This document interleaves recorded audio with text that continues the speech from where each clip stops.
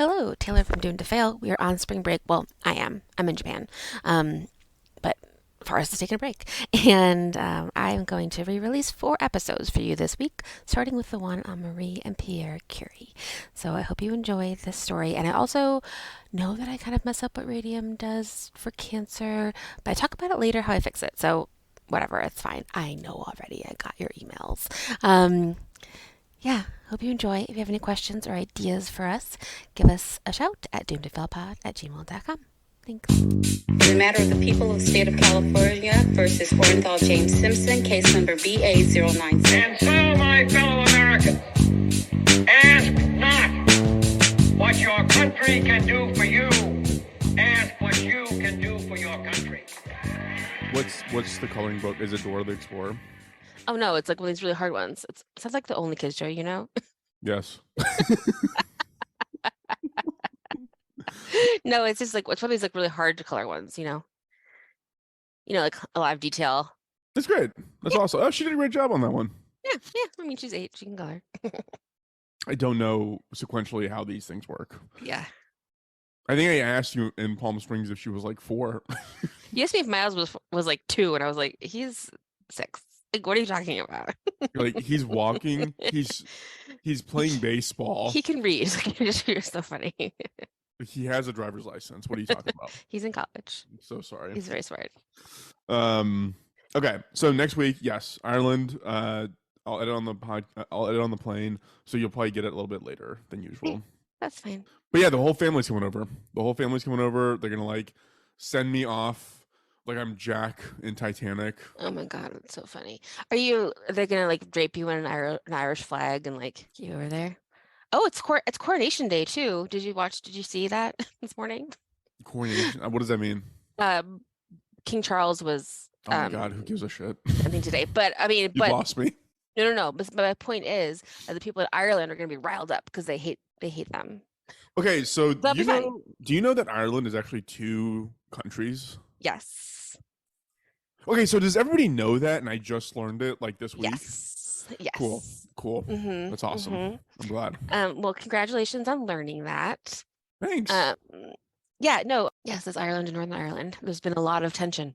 A lot of people died. Yeah, you know what? I might have made some IRA jokes that are not gonna be well received. No, people are still mad about that. It was awful. Yeah. They're not ready for my sense of humor then. No, I would leave that at the door when you enter Ireland. Yeah, I'm Just drink some definitely drinks. yeah. I'm But you definitely gonna come can back with say, some- you can be like, who cares about King Charles? People would like that. unless I'm in Northern Ireland. You're not going to be in Northern Ireland. So I wanted to go to Belfast, and then Dunn was like, "Why? Like, why would you want to go?" There's apparently nothing there, but I really just want to go to see where the Titanic was launched from, because I thought it would be like a really fun bit of history. That is cool. But nobody wants to go, so I'm not going now. Do you remember in Ghostbusters 2 when the Titanic arrives? No. There's like Ghostbusters 2 when like the whole city is like full of ghosts, and then they go Cheech and Chong are they're the guys at the pier, and they call the police because the Titanic just arrived. And like it arrives and like it's like has a big hole in it and all these ghosts come out of it. It's very fun. Oh, I should rewatch that. Yeah. Do I have like dementia, you think? Because I don't remember anything. No, I mean, I don't know. Some people just don't remember anything. Like Like, you you remember everything. You remember every detail of every movie. I just have a very weird good memory. I'm like, I can't tell you stuff about like math, but like I know that I remember Cheech and Chong saying the Titanic just arrived. I don't know. Yeah, some things just because I remember on one podcast, on one episode, you asked me, "Do you remember the real world Seattle?" It's like, what are you talking about? Like, why? That was it was a would I cultural remember? moment, and I don't know if you watched the Real World Seattle. I haven't watched the Real World in 25 years, but I did watch that one. Fair enough. Do you have your on-air sign on? Oh shoot, no. I'm gonna You're go put it gonna on. do I promised Miles I would. Hold on one second. I Okay. nailed it to my door. Aren't you glad I asked? Yeah. This is the part where we go fully silent. You can't see this, listeners, but Taylor is doing stuff. And now she's back. Whew, done. I bet my voice sounded like Ira Glass just there. I bet it did. You're very calm. Yes. I'll take a picture. I promised Miles I put it on. My door's open though because it's just me and the boy at home. just in case he needs me. Cool. Okay. So who's going first today? I think me. Thank you. Okay. It doesn't really matter, but I think me. Cool. So we'll go ahead and kick things off, although we kind of been talking for a while now and it's been recording. Hi everyone, welcome to Doomed to Fail. I'm Fars, joined here by Taylor I already fucked it up. Pinheiro. Hi everyone, welcome to Doomed to Fail.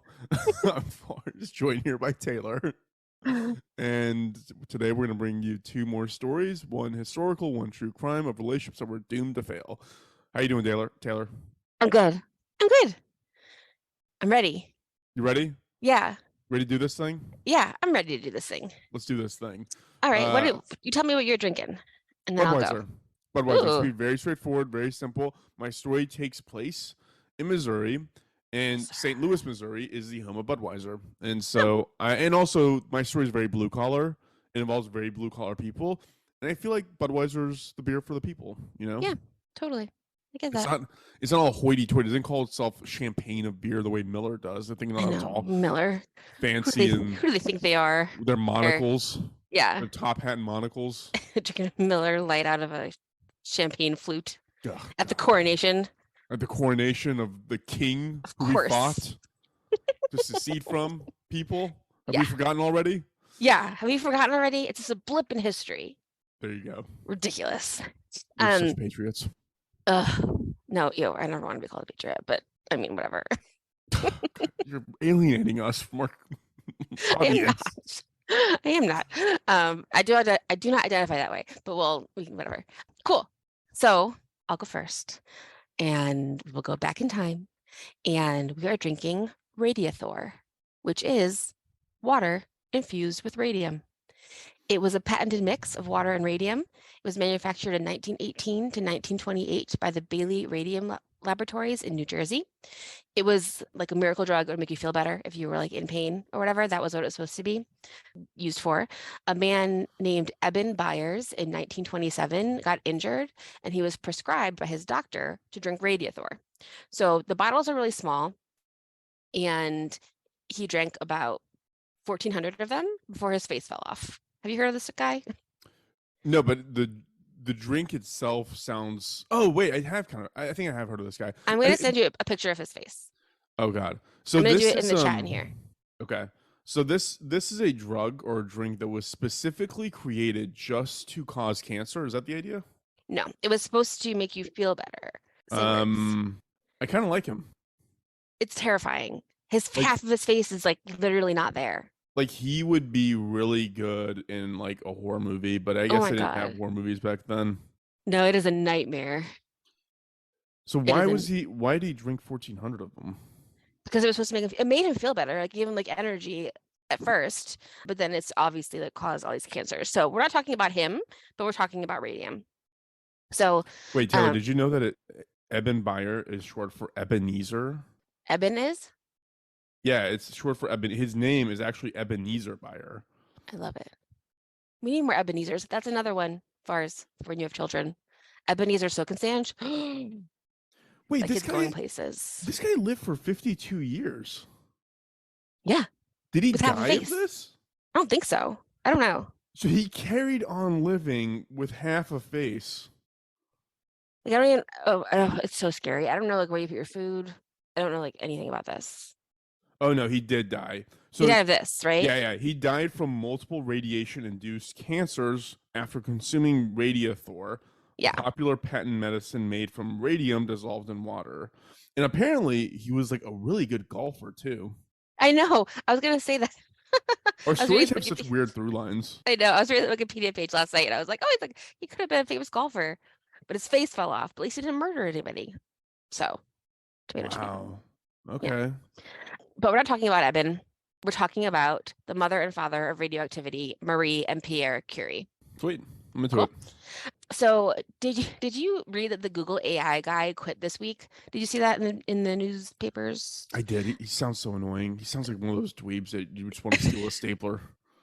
He reminds me of Marie and Pierre Curie and a couple other like historical people were like, if I didn't do it, someone else was going to. Like I created a monster and it was coming anyway. So I did it. Like that, I feel like that's kind of what that guy was saying.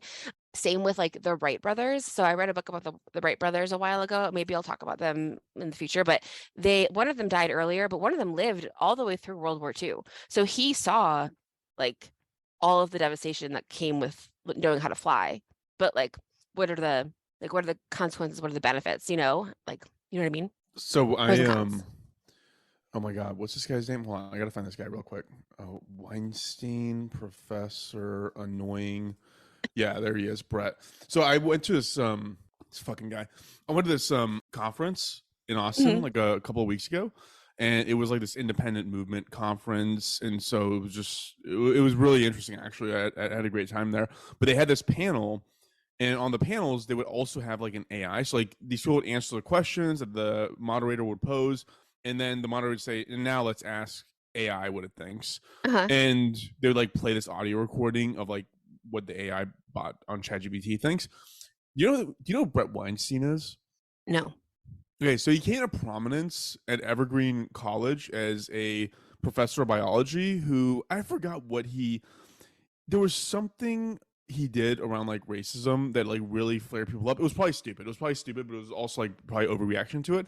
And now he's like this really popular figure in like the counterculture. Like he's always on Joe Rogan's podcast and stuff like that. But Mhm. he was on this panel, and every time the AI would speak, he'd be like, "Don't clap it. You're teaching it stuff. Stop it. This is not good." And I was like, God, you are such a bummer, man. Oh, he sounds awful. Just like it's a human advancement. Sure, it's gonna happen. Whatever. Just let the bots take over. Sorry, I'm derailing your story. Go ahead. No, but that's exactly right. It's going to happen. Like you can't stop it. You can't stop the AI. You can't stop people from learning how to fly. I know I was in LA last week and there was a big billboard for there's an Oppenheimer movie or show Oh coming yeah. up. So like Oppenheimer was like, I have to do this, otherwise the Nazis are going to do it. Like we have to do it first. And it's even though like knowing that it's like technically a bad thing, but you have to do it first. So Wait, thinking about, one more thing. Mhm. Brett Weinstein only wears open-toed sandals. Ew, I know, and he's like fucking 57. that's So disgusting. it's like yellow toes. Anyways, Gross. go ahead. Ew, I'm sorry to hear that. That's disgusting. Ew. So, okay. So that's the lens that we're thinking of. Like, you know, it's an evolution in like what humans know during this time. So for my source is this book called Radioactive. It's so good. So I listened to the audiobook, but it's based on a graphic novel. So I bought the graphic novel, visual portion. Look how cool it is. I'll take pictures. It has like cool pictures and stuff and like drawings. That page is blank. You know what I mean? It's cool How is that a graphic novel? because it's got pictures and it's a novel. Isn't Oh, that the same thing? I think of like Frank Miller when I think of graphic novels, but it's fine. Okay, whatever.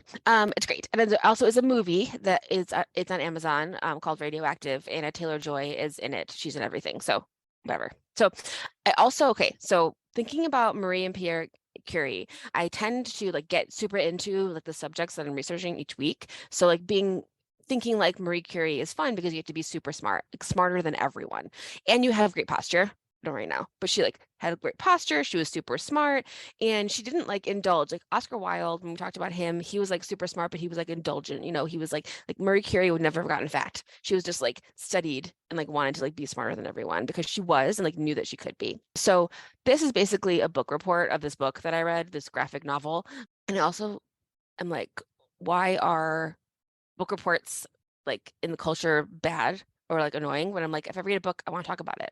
Of course I do. So I'm excited to book report this to you.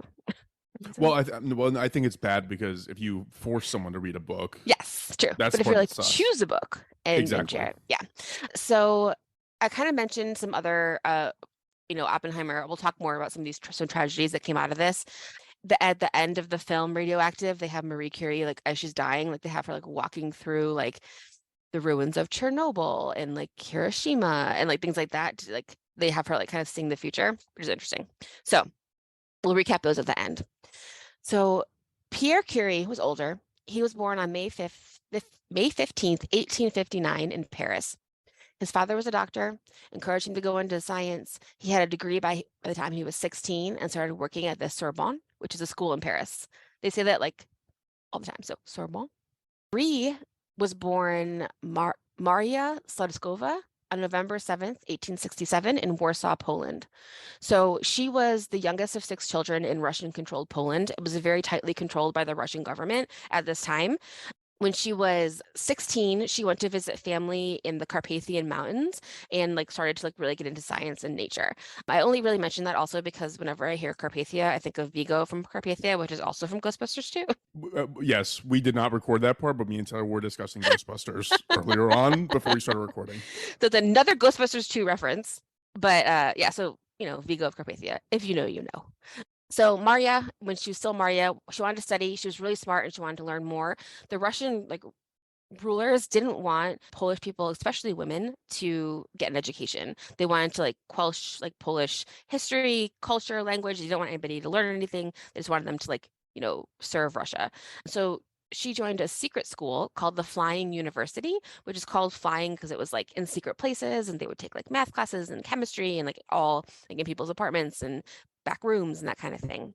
The Flying University was founded in 1882, and she attended from 1891 to 92 before she got the money to study at the Sorbonne in Paris.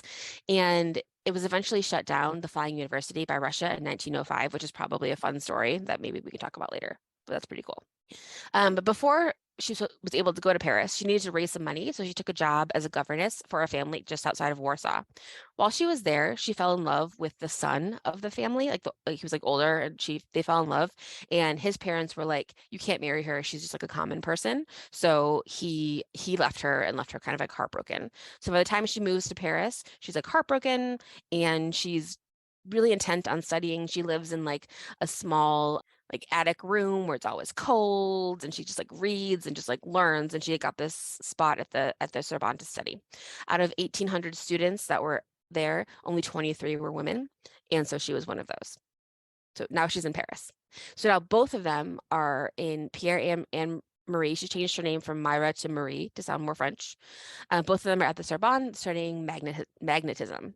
They're studying magnets are heating up metals, trying to figure out if it can do different things like that. And also I wanted to note that she does change her name to Marie, but she did want to be called Skalskova Curie professionally. So she always was really attached to Poland and wished she could go back, but it was too dangerous for her to be there. She was in a lab that was very crowded. And so someone got her space in Pierre's lab, and I don't even know what that means. Can you imagine working in a lab? I mean, I've taken biology classes where you have to be in a lab. It's just I just imagine being oh, I need more space for my graduated cylinders. I need more time with this Bunsen burner. Yeah, I mean, it's like when you had to split the frog between you and three other kids, when you dissected it, or the Oh, earthworm. totally. Yes. Ugh, It's probably just like that. totally. Oh my God. My friend Aldi, who I was good friends with in high school, we dissected the frog together. And I don't know what cologne he wore, but then just from then on, he smelled like dead frogs to me. He didn't, but it associated with the dead frogs, So I was just ugh. Did you all get the fetal pigs? No. We got fetal pigs. Ugh, how was that? I don't know if that's good for a young mind to be exposed to. It probably has. My obsession with true crime probably has something to do with having just cut up in the guts of a fetal animal. Ew, gross. And here we are. Here we are. So Pierre and Marie are working together in a lab. He gave her some space in his lab. They ended up, falling in love. They got married on July 26, 1895. They honeymooned in the French countryside, and they were just super happy. They were really happy to be working together. 2 years later, they had a daughter, Irene, pronounced Irene because they're French. And now they're in their lab. And they're working together. They're very happy. They work very side by side. They write notes together. There's pages of notes that have both their handwritings on it. They're really working together, really great. And this is a really fucking exciting time to be a scientist because of all these things that are happening. So they didn't invent the X-ray, which I feel is something that I heard and thought, but they did not. So in 1895, a German man named Wilhelm Röntgen noticed that stuff in his lab was making things glow, and he didn't know what it was. So he called it an X-ray, X as an unknown. So that's what he found it. He was the first person to actually take an X-ray. He took an X-ray of his wife's hand, and wait, I think I have it in this book. I'll show it to you. I took an X-ray of his wife's hand, and when she saw it, she said, "I've seen my death." It was the first time anybody had seen bones like that, which is pretty wild. That was just a little bit over 100 years ago. I mean, So back then they thought that taking a picture of you was stealing your soul, so I can't imagine what the hell this looked like. for fucking real, like just like how scary would that be to be like, oh my God, I have bones. Like if you think about the fact that I'm like a skull, that's scary. But I don't really think about Yeah, it. we're just bones Where's and like bones? tissue. Yeah, I don't know if I can find it. But Peter and Marie do look kind of oh cool. Like they look kind of badass in this yeah. picture. Oh, this is the hand. That's the first X-ray ever. Yeah. And this is like her ring she was wearing and then like her hand. God, So, she probably got so much cancer after that was oh, taken. 100%. Yeah, no, she was definitely like they were like licking it after it was done, you know. So, meanwhile, another scientist named Henri Becquerel had some uranium, like in his office, like you do, and he put it in a drawer with a photographic plate and like went home for the weekend. And then when he came back, the photographic plate looked as if it had been exposed to light. So that's when they discovered that uranium could glow. Is that a big discovery? Yes, Okay. because and so what that did is it inspired the Curies to start studying these substances. They even needed new glassware, like new shapes of glassware. So she learned how to blow glass to like figure this out. So they're like doing chemistry things, they're boiling things, they're trying to separate these atoms. What they're discovering is that the atom is not the smallest thing. So people thought that the atom was like indivisible, you can't break an atom, and they were finding out that you can and you can manipulate it to make these like other elements essentially is what they discovered. Marie, she was the first person to use the word radioactivity. So that's what she called the process of like changing the atom to make another element. She also slept with a little bottle of like glowing radium like in her bed because she was like constantly thinking Good. about it. They just like didn't Yeah. know. It was like Yeah. brand new. You know, like I felt like I was kind of thinking like when you were talking about like Nirvana being like, this is music that no one's ever heard before, you know? Like this is a discovery that like no one knows anything about. Like this is brand new, which is super exciting. So in this hypothetical, is Kurt Cobain Marie Curie and Peter is Courtney Love? I think so, yeah. Okay. Yeah. Thanks for putting in. Thanks for putting in an analogy that I would understand. You got it. You got it.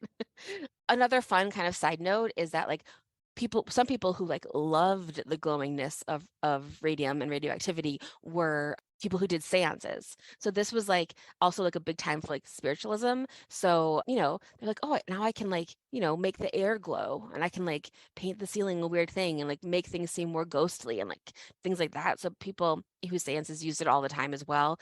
And also people were like, well, you can see our bones now. Why can't we see ghosts next? You know, like what's next? It was like, what's next for like human science? Like if science can find a way to like look into our bodies, can it find a way to like look into other things? Because another thing that they were discovering is that like there's invisible things all around us. You know, like air is full of atoms, like everything's like invisible, but we can still like see through it. So super exciting. There was like a dancer who wanted a dress made out of like all like radioactive materials. When she was dancing, she was like glowing and like people loved it.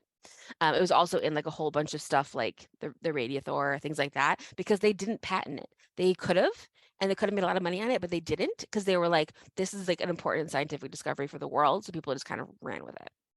This kind of reminds me of your story of the bounty, Hmm. where they're just like eating these like incredibly precious rare turtles Hmm. like they're nothing, and here they're just like willy-nilly just throwing around uranium like it's not like now it's probably one of the hardest substances on earth to like get your hands on, Yeah, and they're just like painting the walls with it. It's exactly. crazy. They're like rolling around in their hands, being like, this is cool, you know? What? Not good. They discovered radium first, and then they discovered polonium, which is another radioactive thing, and she named it polonium after Poland, after her home country. People just loved it, and it was everywhere. In 1900, Pierre, I don't know, as an experiment, put some radium in like a little jar, and he tied it to his arm to see what would happen. Like, what would happen if I kept it this close to me for like a long period of time? So after 40 days, it did start to like create like a big open wound on his arm. And so that was like a big discovery because it could destroy tissue. So could it destroy disease tissue? And basically, this is the only thing that we have that's like a cure for cancer is Really? like yeah. In Wait, that's what France, chemotherapy is like yeah. uranium poisoning? Yeah, it's radiation. Yeah. It's Oh yeah, I radiation guess it killing is. your cells, and hopefully killing the bad ones. And what it does is it fundamentally changes the DNA of the cells to make sure it doesn't, so it either doesn't, so it doesn't reproduce, or it's too damaged to like to continue to live. And that's what it is. In France, they call chemotherapy Curie therapy. Oh wow, Curie. okay. Yeah. So Interesting. essentially, like that's the big thing, you know. Yeah. Yeah, it Um, cures cancer. yeah. So, I mean, it's 123 years later. It's like that's like the best we can do still. Also, in 1903, Pierre and Marie won the Nobel Prize. She was the first woman to win it. The Nobel Prize, still exists today. It was created by Alfred Nobel. He's the person who invented dynamite, Yeah. and with all of his dynamite money, he created this like prize. There's a whole bunch of different categories that you can win one in. When you win, you get a gold medal, like a circle gold medal, a diploma, and you get about $1 million. It's pretty Um, sweet. yeah, when you win. All that dynamite money. All that dynamite money. So Pierre went to Sweden alone to accept the award, kind of because she was a woman and men are awful and they like wanted to give it to her, but they didn't really want to like see her getting it. And also because she wasn't feeling well. Like she was starting to get sick. And so was everybody. Like everybody's finally starting to get sick. Pierre was especially sick and he was in a lot of pain. He was like coughing up blood. Yeah, Um, Pierre's the one who like strapped it to his body for 40 days, right? Yeah. Yeah. Yeah. So he's super sick. And they're like, uh-oh, like this thing that we invented or discovered that we thought was amazing is like making people sick, and now they're starting to see it. So actually, so they get the Nobel Prize in 1903. In 1906, Pierre was walking alone at night in Paris, and he may have been sick. He may have made a wrong turn, like whatever, but he got hit by a carriage. The horses like kind of like trampled him a little bit, but then the wheels of the carriage split his head open and he died. So he died with his brains all over the street, which is Not pretty. not pretty. Taylor, where does uranium come from? Is it created through other elements, or do you just like mine for it and you find it in the earth? I think that you have to like get it. Uranium, I don't know. Radium, you have to like make out of other elements, I think. Are you looking it up? Well, Where it's does kind of uranium come from? okay. That's probably a better thing to search.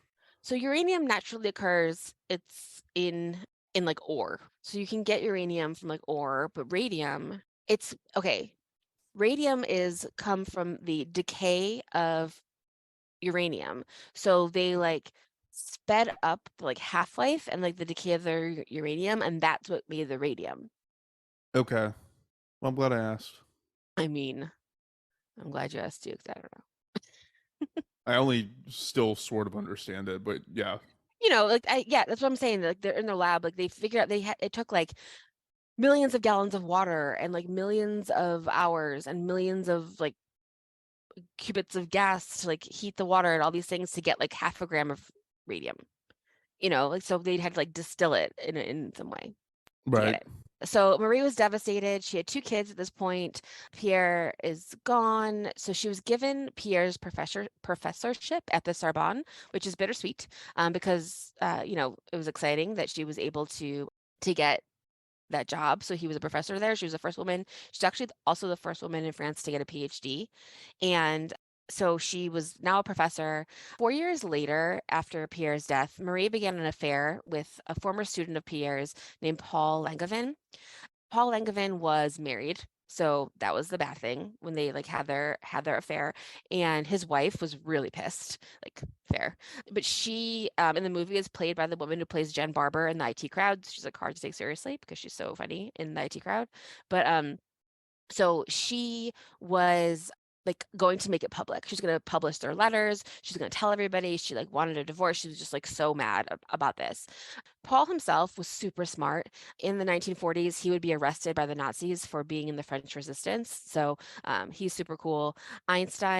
Literally Einstein, wrote that Paul would have been the guy to discover the theory of relativity if he would have had more time. Like Einstein was just a little bit older than or younger than him, so he was able to do it. But Einstein was like, "This guy's as smart as me." This is a bunch of like real smart people. So like Paul and Marie and Pierre, smartest people. People started to get mad at Marie for having this affair because it starts to get public. They start calling her names like an immigrant and like, calling her a Jew as like an insult when she wasn't. She was Catholic, but like people just like wanted her out of France because of this, which is really weird because you're like, who cares? She's one of the smartest Also, people in the wouldn't you world. like, yeah, wouldn't you take pride in having, I mean, Yeah.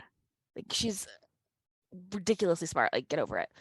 And then speaking of Einstein, while she was in the middle of this, Einstein wrote her a letter that was like, "Oh, don't worry, your personal life isn't, like whatever, who cares about your personal life?" And then they also noted in this book that Einstein also had just had like a child with one of his students, and then also he ended up marrying his cousin, which I didn't know. But Yeah, I remember he married his cousin. I remember that yeah. part. So lots of cousin Yeah, lovers people were hard in to these find back stories. then. There's so many people, I guess. Paul's wife, wanted to break them up. There's a duel between Paul and a reporter that involved guns, but they didn't shoot. They were like, this is silly. Like, let's not shoot. So all this crazy stuff is happening in her personal life. In the middle of it, Marie wins a second Nobel Prize. So she's not only the first woman to win a Nobel Prize, she's the first person to win one twice. This time she won for chemistry. Sweden asked her not to come to the ceremony because of this affair and this like scandal in the paper. And she said, quote, "There's no connection between my scientific work and the facts of my private life." So she's like, "Fuck you, I'm super smart, I'm coming." So she went to Sweden and accepted her second Nobel Prize. Eventually Paul and his wife do get divorced, but the spark between Marie and Paul was gone, and they stopped being together. So now it's World War One. And Marie is sick. Like she's super sick. Like she's gonna die from all of this like radiation poisoning that she's had. Ren, their daughter, is also a scientist. She is also super smart, super smart. She ends up with her husband winning another Nobel Prize later. So like Jeez. this family's out of control. During World War One, it's still like the beginning of not like of like science, like medicine and all those things. So like they're still using like Civil War style like medicine. So like people are getting amputated like everywhere. So like if you're like my foot hurts, they're gonna cut it off. They're not gonna look at it. They're not gonna be like, oh, maybe your toe's broken. They're gonna like, just cut it off. It's like what they've been doing. And Irene goes to her mom and she's like, "Mom, you can help these people by giving them x-rays." So they invented the first portable x-ray machines and they brought them to the battlefields of World War One. They made 18 mobile x-rays. So they put them in like an ambulance and 200 non-mobile ones and just saved countless lives because they were like, this guy's hand is broken. He needs a sling. He doesn't need to have his arm cut off. Right. And so it saved a ton of people. Also, going back to Paul, just I think one more thing about him, he created the first submarine detector. So he essentially created sonar. So they did a lot of help like during the wars as well, like during both world wars. So after this, Marie, developed an institute, the Curie Institute in Paris, where people could study. She went to the U.S. She met with President Harding. She like traveled around the world talking about what she had learned. But her health was failing. Obviously, she could barely see. She could barely walk. She passed away on July 4th, 1934, of various radiation poisonings that led to like anemia. Makes sense. Aren and her husband also, they won that Nobel Prize, but they also had some health problems because of all of the radiation. They had a daughter named Helena, and Helena in 1948 married Paul's grandson. So Marie and Paul, their grandchildren, got married, which is lovely. Yeah, that's cute. Because they were happy too. So Marie and Pierre are both interned in the Pantheon in Paris. Their bodies were moved there in 1995. They were in a cemetery and they got moved there. Their bodies and their work are still super radioactive. Their coffins are lined with lead.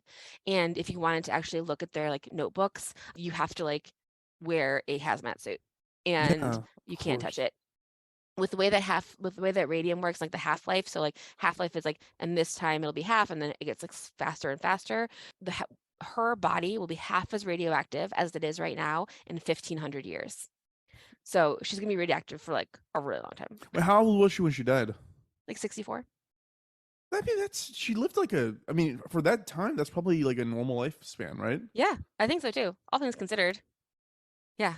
Just Um, juggling with the most toxic chemical substances in the world. yeah, like literally holding it. That's their story. And no matter what happened, from their discoveries, like Maria Sklarasova, aka Marie Curie, she was like obviously like a pioneer for women in science. She broke down glass ceilings, or even heard about glass ceilings. But I do want to talk about some of the bad things, like some of the kind of crazy things that happened, from these discoveries. So in the 1920s, also in New Jersey, I don't know if you've heard this story, but there was a watch factory called the U.S. Radium Corporation, and they would make those watches to make the hands glow, Yep. which is great. And the way they would do that is they would paint the hands with radioactive paint, and it was such a fine line they needed to paint that the women who did it would just like lick the brushes. So their faces also fell off. Yeah. About 800 women were working there. Many of them died of cancer, most of them, and then many of them had like huge problems with their face, like their whole face like decaying. They won a landmark case for workers' rights in 1928, but many of them were already dead by that time. Yeah. I remember this story. Yeah. Also, obviously, like the nuclear bombs, that technology came from this. We know about, the Manhattan Project, physicist in the Manhattan Project named Irving S. Lowen. He defied orders to keep it top secret. So it was a total secret. Like the president didn't even know about it. And to tie back to another episode, he talked to Eleanor Roosevelt because no one would listen to him. This scientist from the Manhattan Project, Irving Lowen, talked to ER. She talked to FDR and was like, they need more money because if they don't do this, the Nazis are going to do it first. So like that is the absolute worst case scenario is if the Nazis get a nuclear bomb, so Yeah. we have to work it faster. So they got more money, but Irving Lowen was fired and never like got any like recognition for being the person that like actually got it over the thing. Obviously, the US got it first. On August 6th, 1945 at 8:15 in the morning, the United States bombed the city of Hiroshima, Japan. The stories are unbelievable. The destruction and the confusion, everybody holding their skin. In the movie, they do a great scene where it's just like they're in Japan and there's like kids running in the streets and like all these beautiful signs and like all this stuff. And then someone looks up and just like sees it coming and they just like get destroyed. In this picture, in this book that I have, I'll take a picture of this too. There's like this paper cutout of someone, like a black figure of a body, and this Japanese woman had cut it out as like an art project because when she found her father after the bomb, he was totally black. His skin was totally black, and when she touched him, the skin came off and she saw his muscles. Like that's how burned, and people were just like carrying their skin, and then obviously more people died because of radiation afterwards. So unbelievable. In the 1950s, they were still doing nuclear tests in Nevada around all these like fake towns where they would like fill the houses with like, mannequins from J.C. Penney and Oh yeah, that kind of. we've all seen The Hills Have Eyes. Yes, exactly. So like that, and it that there's also a new Wes Anderson movie that they're in one of those towns too. That's coming out, I think, soon. So that will be fun. So everyone who lived around those towns has cancer. Makes sense. It's just obviously. One of my favorite stories is, I'm looking this up now, was Oppenheimer getting a meeting with President Truman and just being like, this is the worst thing in the world. I have blood on my hands, this, and the other thing. And I'm reading this quote from Wikipedia where it says, the remark infuriated Truman, who put an end to the meeting. Truman later told his undersecretary, I don't want to see that son of a bitch in my office ever again. So he like really pissed Truman off by being all whiny about like the bomb. He was like, yeah, I got to make the decision and whatever, you can feel however you want to feel about it. Yeah, fuck. That's a. But I also heard that mostly the reason why America did that to Hiroshima and Nagasaki was actually mostly to deter Russia or the USSR. It actually had nothing to do with like trying to save like American lives or end the war quickly. It had more to do with like, we need them to know that we are serious. Yeah. I mean, someone had to do it first, Did they have to? Yes, and I think that's the part that with like all these bad things, like creating the AI that's going to destroy the world. Like someone's going to do it. It's happening. Like there's no way to stop it. Yeah. There's also been some nuclear reactor disasters in 1979 at 3 Mile Island in Pennsylvania. People there all have cancer. Everyone is dead or dying. Also in the 80s, obviously, in Chernobyl exploded. There's a great series on HBO about Chernobyl. But in both those cases, it's like a great series of like small failures that led to a huge failure. Like one person was late, one person like spilled their coffee on the board, one person like didn't read one rule, like whatever, and it just like compounded into something really, really terrible. A lot of people died there as well. 2006, I don't know if you remember this, but a Russian spy named Alexander Litvinenko was killed by polonium. Yeah, so, like stabbed him, like they just like punctured him with something, maybe like an umbrella. I forgot what it was, but yeah. Yeah, and he had like a quick, I don't know if it was quick, but he like, died of radiation poisoning, like pretty. And polonium is like impossible to get too, so it was like definitely Russia who did it to him. All that. So the good things that, came from this, obviously, like they proved that atoms had particles. So that's like what you learned in elementary school. They were the first nuclear physicists. They are the closest thing to a cure for cancer. They their work created radiation detectors to like help detect radiation, like that's like in nature. And then understanding like the half-life of radium and of different elements can help you understand how old the world is. So it's just like obviously like an incredible contribution to science. The next step is like literally anything. Like the only way we're going to go to space is with nuclear power. So, if we want to, travel the universe, we need it.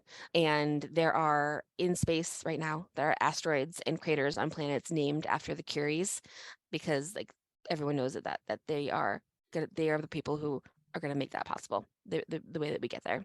So yeah, it could be anything that comes next with that, but it comes from the infinite power of the atom, and the Curies discovered it. It's very cool. Well, yeah, Good for them. yeah, What a terrible way to go. Just slowly yeah. poisoning yourself with radiation. Mm-hmm. Yeah, like Um, everything you have is poison. yeah. Mm-hmm. There was did you when you said the New Jersey story, I thought you were going to talk about that guy who built an atomic he either built like an atom bomb or like a nuclear reactor in his like shed. Did Oh you my hear that God. story? No. The guy looks like he's melting. Oh my God. I built radio Nuclear man. I don't know. nuclear man DC. No. Nuclear man built reactor in shed. I mean, once you start Googling nuclear stuff, I'm just like, oh God. Nuclear boy. Yeah, there he is, David Hahn. Okay, That's they found it. it. Yeah. So he they called him sometimes called the radioactive Boy Scout or the nuclear Boy Scout. He was a radiation enthusiast and he Yes. built a neutron source at the age of 17. FBI, and then the FBI learned he was doing this. Whoa. He He died in his should hometown. he should not have that stuff. Yeah. Boy Scout 17 made his entire neighborhood radioactive after building a nuclear reactor in his mom's garden. Yeah. Yep. People shouldn't have that power. Yeah. Wild. Wow. Okay. Wild. Cool story, Taylor. Thanks. I am gonna transition over to the